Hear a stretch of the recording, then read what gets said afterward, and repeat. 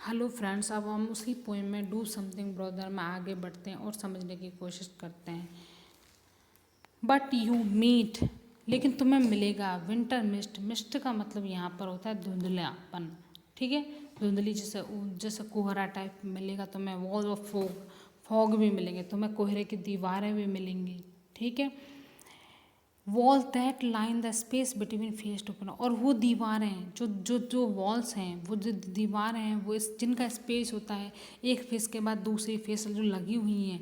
And the road that sigh and break in two, और जो road है जिसमें है और वो दो पार्टों में डिवाइड है। अंडर योर आइज, तुम्हारी आंखों के नीचे में। तो यहाँ पर पोएट बोल रहा है कि ये कहने की कोशिश कर रहा है कि तुम्हारे पास तुम्हें दिक्कत होगी, तुम्हारे लाइफ में प्रॉब्लम्स आएंगी, तुमको उनसे दिक्कत होगी, ठीक है। लेकिन तुम उन चीज़ों से रुको नहीं। जैसे कैसी कौन कौन सी उसकी लाइफ में हर्डल्स आ रही, जैसे कोहरा आएगा, ठीक है। मिस्ट का मतलब होता है कोहरा, ठीक है।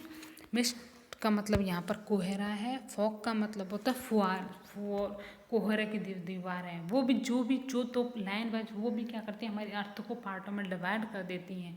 और हम एक फिर दो या तो दो तरफ की सड़क कर देती हैं। इस तरह से वो दो पार्टों में डिवाइड कर देती हैं। And the road that and your एक कपल ऑफ, अब वो बोल रहा है तुम्हारे अंदर ये प्रॉब्लम्स हो सकती हैं। और कौन कौन सी प्रॉब्लम, एक couple of mountain peaks that rear their road, और एक हो सकता है एक पहाड़ जो पर्वत है उसकी जो चोटी हैं, पीक्स मतलब जो चोटियाँ हैं, दैट रियर वो उठ गई हो, देर उनकी जो हुक्स हैं, जो उनका सर है वो भी क्या हो, तुम्हें ऊंचा उठाई देखा हो। तो ये वुड का मतलब यहाँ पर जो ये चोटी है, जैसे पर्वत की ये चोटी है, इसको पीक बोला है यहाँ पर, ठीक है। ये ऊपर उठ रही है, और ये जो ऊपर का वर्ड है इसको यहाँ पर हुड वर्ड बोला गया है, ठीक है। देखो दोबारा समझने की कोशिश करो। ये देखो चोटी है पूरी पर्वत की, ठीक है। माउंटेन पीक है पूरी, इसको तो पूरी को पीक बोला है। बट अगर ये ऊपर उठ रही है, ये बिल्कुल ऐसे ऊपर उठ रही है, और जिसको ऊपर का पार्ट है उसको यहाँ पर हुड बोला है, ठीक है। And lower upon your road, और हो सकता है तुम्हारे सर के भी नीचे। और लाइटनिंग विंग्स फ्रॉम सायरन्स। अब देखो यहाँ पर एक वर्ड बोला है कि सायरन्स वर्ड बोला है, ठीक है। एक जो ये वर्ड बोला है इसका मतलब होता है ग्रीक में होता है, जो आधा पुरुष होता है आधा आधा वर्ड्स होता है, सायरन्स बोलते हैं उनको, ठीक है। जिसकी सायरन्स हैं जो पेड़ों में छुपे हुए हैं वो भी तुम्हें क्या होगे, तुमको चिंता में डाल सकते हैं। मतलब ये चीज़ें अब तक तो बोल रहा है कि तुम निष्फिक्र होकर हर इम्पॉसिबल काम को करते चलो, लेकिन इन चीज़ों में वो क्या बोल रहा है, उनको प्रॉब्लम्स क्या क्या उसकी लाइफ में आ सकती हैं। जब वो अपना काम कर रहा हो, अपने काम की ओर वो चल रहा हो, तब उसकी लाइफ में क्या क्या प्रॉब्लम आ सकती है, इन चीज़ों के बारे में यहाँ पर बताया है, ठीक है। इसके अलावा जो पोइट है वो बोल रहा है कि यहाँ तक तो तुम्हें आपको समझ में आ गया ये क्या बोल रहा है। इसके अलावा अब हम चलते हैं इसके ओला, और लाइटनिंग विंग्स, और तुम्हें पलक झपकपाते हुए फ्रॉम द सायरन, तुम जो आधे ह्यूमन बींग की तरह हैं। जैसे इसमें आधे हाथ पर तो चल बॉडी तो अगर उसकी तरह है, ह्यूमन की तरह, तो फेस किसी जानवर की तरह या किसी बर्ड्स की तरह होगा, तो उनको सायरन्स वर्ड बोला जाता है ग्रीक में। वो भी तुम्हें मिलेंगे that Singh in every tree, और हो सकता है वो हर पेड़ पर गा भी रहे हों। हो सकता है तुम्हें दो रास्ते चल रहे हो, उनमें एक रास्ता चुनना हो, एक कठिन भी हो, और इस तरह से वो बोल रहा है पोइट कि तुम्हारी लाइफ में प्रॉब्लम्स भी आएंगी। To their plunge you into anxiety, और हो सकता है प्लंज तुम धकेल दिए गए हो बहुत सारी चिंताओं में। प्लंज का मतलब है धकेलना, ठीक है। प्लंज मतलब धकेलना, तो तुमको धकेल दिया बहुत सारी परेशानियों के बीच में। एंड डिलेमास ऑफ रीजन्स, और तर्क वितर्क की दुविधा में। हो सकता है जब तुम्हें इतनी सारी चीज़ें मिले तो तुम अपनी परेशानियों के जाल में या फिर दुविधा में तुम क्या हो, फंस गए हो। No no this won't be do, ऐसा नहीं हो सकता। You are a simple man, तुम तो एक नॉर्मल आदमी की तरह हो। And that is your strength, और यही तुम्हारी ताकत है। अब पोइट बोल रहा है कि तुम इस तरह से नहीं कि तुम्हें बस चीज़ों का परेशान कर रहा है, तुम्हें डिस्ट्रक्टिव नेचर है, बट वो बोल रहा है कि तुम तो एक सिंपल आदमी भी तो हो, उस आदमी की तरह क्यों नहीं काम करते तुम। तो यहाँ पर पोइट उसको एक दूसरी तरीका की बताने की कोशिश कर रहा है, दूसरा उसका पहलू बताने की यहाँ पर कोशिश कर रहा है कि जो ह्यूमन बीइंग है उसको उसको उसके अंदर इतनी एनर्जी है कि वो अगर सिंपल मैन है, लेकिन उसके बाद फिर भी क्या है, प्रैक्टिकल नॉलेज है, गुड जजमेंट है अबाउट ऑर्डिनरी लाइफ का। तो इन सभी चीज़ों के साथ में, तो वो क्या करे, इनको गेन करे, इनको अपनी जो प्रॉब्लम्स आई हैं उसकी लाइफ में उनको दूर करने की कोशिश करे। तो ये जो आपकी लाइन है वो यहाँ से स्टार्ट हो रही है, no not this is want to do, नहीं नहीं तुम्हें ऐसा नहीं करना चाहिए, you are a simple man, तुम तो एक कॉमन आदमी हो, and that is your strength, यही तुम्हारी ताकत है, horse sense and blinkers are your fort.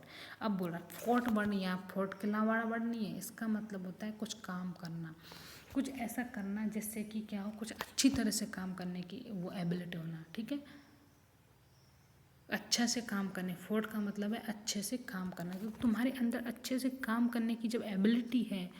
और सेंस का मतलब है प्रैक्टिकल नॉलेज, ठीक है, और सेंस का मतलब है practical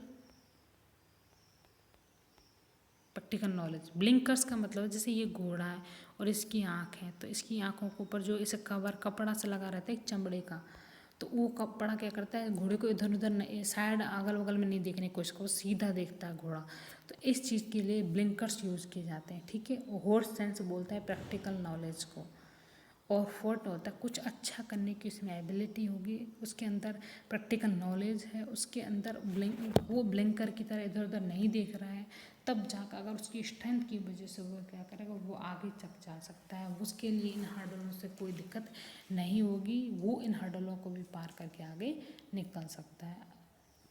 eat what comes to hand, उस हर चीज़ को खा जाओ जो तुम्हारे हाथों में आ रही है, क्रश वॉट यू डू, और उस हर चीज़ को तुम तोड़ दो, नष्ट कर दो जो तुम टच कर रहे हो। Cut the hindering vines, hindering vines मतलब छुपी हुई वाइन्स है, जो शराब की जो वेल है, जो अंगूर की जो वेल है वो छुपी हुई है, और छुपी हुई वेल से क्या करते हैं, शराब बनती है, तो उनको भी तुम क्या कर दो, काट दो। मदर अर्थ हर सेल्फ, तो यद्यपि टायर, जो हमारी मदर अर्थ है वो थक चुकी है, lies open to the sky, वो पूरी का पूरी आकाश के लिए लेटी है, there is still flesh on her bone marrow for your hunger. अब जब वो अर्थ है वो थकी हुई है और पूरी तरह से क्या हुआ, स्काई के लिए पड़ी हुई है, लाइज ओपन मतलब पूरी तरह से खुली पड़ी हुई है। अब देखो वैसे भी नॉर्मल अर्थ के ऊपर तो स्काई होता है, तो वैसे भी तो अर्थ और स्काई का कॉम्बिनेशन दिखता है और वो खुली तो रहती है, तो अगर उसके पास कुछ नहीं बचा, वो बहुत ज़्यादा थकी हुई तो उसके पास कुछ ना बच के फ्लैश मतलब एक मांस का टुकड़ा तो बचा हुआ है उसकी हड्डियों के ऊपर, तुम उसको चीर के मैरो फॉर योर हंगर, उसके अंदर तुम्हें हमारी जो रीढ़ की हड्डी उसमें बोन मैरो होता है, जैसे आरबीसी वगैरह इस तरह का वो जो वेंस होती हैं उनके लिए ब्लड वगैरह बनता है इसमें, तो ये मैरो को तुम अपनी भूख के लिए तुम निकाल कर उसको खा जाओ। कहने का मतलब है तुम कैसे भी करके, बहुत बुरी तरीके से यहाँ पर वर्ड यूज करता है पोइट, कि तुम इतने ज़्यादा हो कि तुम उन चीज़ों को भी खा जाओ। इस तरह से बोलता है कि तुम्हारी जो मैस्कुलाइन जो स्ट्रेंथ है, तुम इस स्ट्रेंथ के लिए तुम इस तरह के कर सकते हो कि तुमने ही तो, अगर तुम इस तरह से बैठे रहते तो तुम्हारी वजह से तो 2 वर्ल्ड वार हुए, तुम क्यों नहीं चुप बैठना चाहते।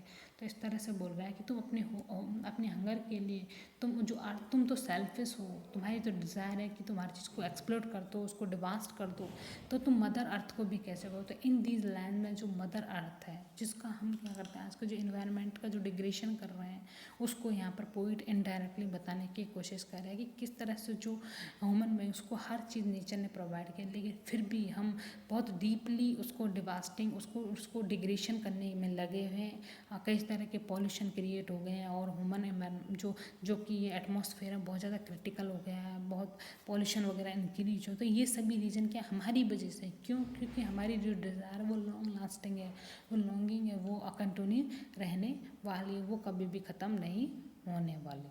ठीक है, तो इस तरह से ये आपका स्टेंजा था।